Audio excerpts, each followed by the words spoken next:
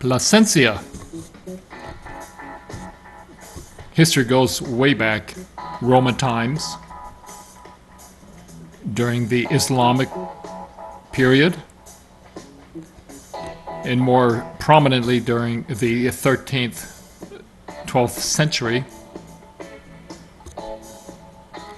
Because it's near the Heti River, it had an importance in the silver trade. Again, it's another one of these old medieval towns. This particular one quite well fortified with a double exterior wall with only a number of gates gaining access to the interior of the town.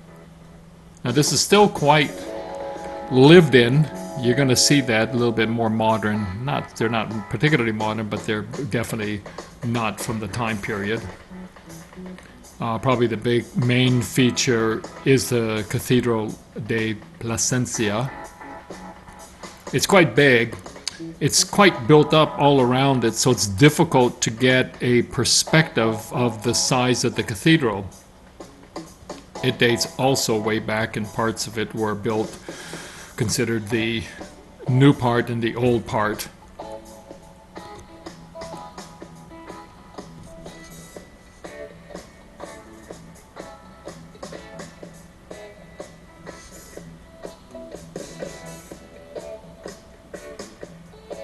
Next to the Rio Herte.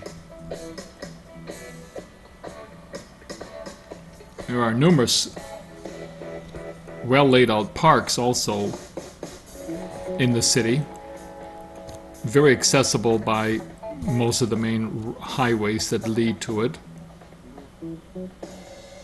It's a great stepping off point to explore some of the other older ruins in the area. The Extremadura section of Spain. The interior is quite fascinating. It's difficult to get good visual light, so I didn't include a video of the inside of it.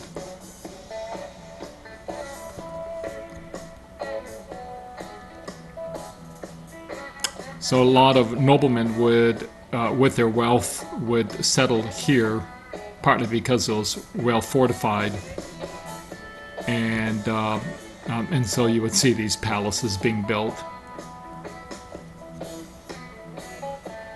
Considered the big shots of the day, don't you think?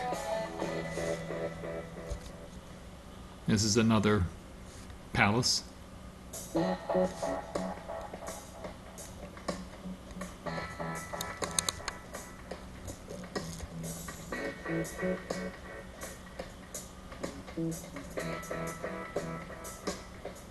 This is the castle.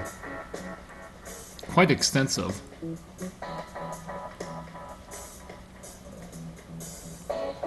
Give you multiple views of it.